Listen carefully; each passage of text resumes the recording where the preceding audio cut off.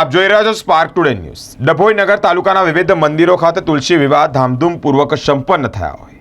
દેવઉઠી એકાદશીના દિવસે ભગવાનના વિવાહ તુલસીજી સાથે થાય છે।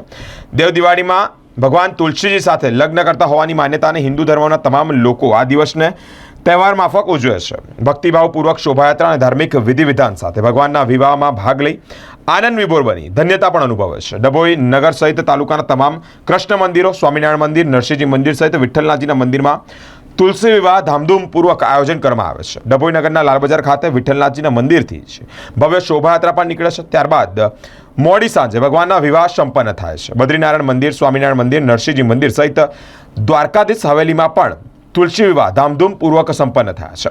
ભક્તોએ દર્શનનો લાહો પણ લીધો છે।